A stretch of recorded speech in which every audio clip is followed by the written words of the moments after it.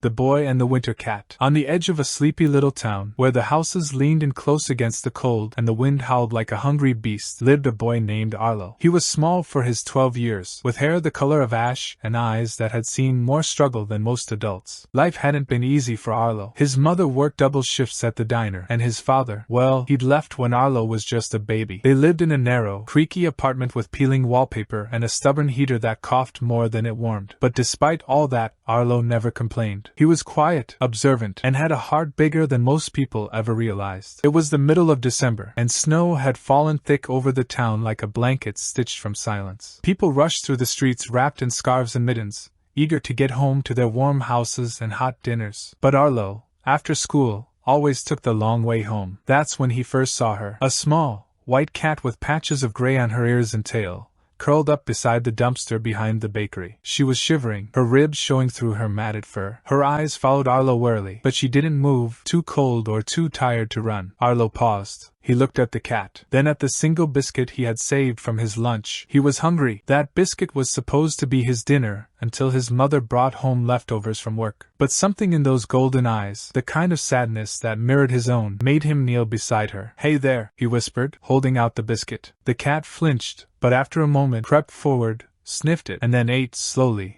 like she didn't quite trust it. Or him. When she finished, she looked up at Arlo, and for a brief second, their eyes locked in a quiet understanding. "I'll come back tomorrow," Arlo promised, and he did. Every day after school, even when the snow piled higher and the wind grew crueler, Arlo would save something from his lunch and bring it to the cat. He named her Snowdrop. He would sit near her as she ate, talking softly about his day, about school, about his dreams of becoming a writer one day. Snowdrop never replied, of course, but she listened, in the way that only animals do, with her whole body, still and patient. Arlo began to change. Where he once walked with his head down, he now moved with purpose. He was still poor, still cold, still hungry, but he had someone to care for, and in that he found warmth. But not everyone understood. One afternoon, as Arlo knelt beside Snowdrop with a crust of bread and a tiny piece of ham, a voice barked from behind him. "Why are you wasting food on a filthy stray?" It was Mr. Krause, the landlord. He was a large man with a sour face and breath that smelled of stale coffee and anger. He kicked snow at the cat,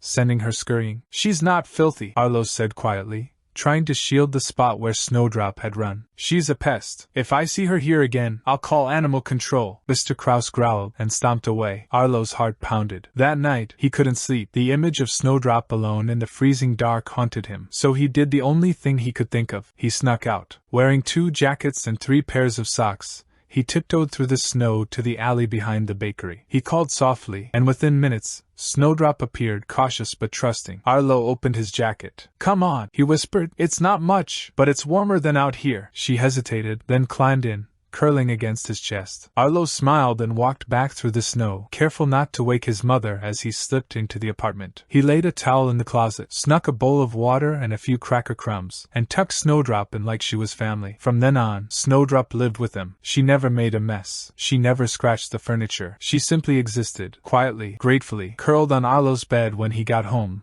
or perched by the window watching the world go by. And slowly, something remarkable happened. Arlo smiled more. He spoke up in class. He even won a short story contest at school with a piece titled "The Cat Who Listened." His mother, noticing the difference, was curious but didn't ask questions. She simply hugged him tighter when she got home from work. One day, when spring finally cracked winter's icy shell, Arlo saw a notice on the bakery window. "Help wanted part-time." He walked in, heart pounding, and asked for the job. Mr. Lang, the baker, raised an eyebrow but smiled kindly. "I've seen you feeding that cat," he said. "Tells me you've got a good heart. That matters here more than experience." Arlo got the job. A few dollars a day, but enough to help his mom, and enough to keep feeding Snowdrop properly. Years passed. Arlo grew. So did Snowdrop. The little boy became a young man, with notebooks full of stories and a soul full of empathy. And when he finally published his first book, a collection of stories about kindness in unlikely places, he dedicated it to Snowdrop. "To the cat who taught me what it means to care," it read. The moral?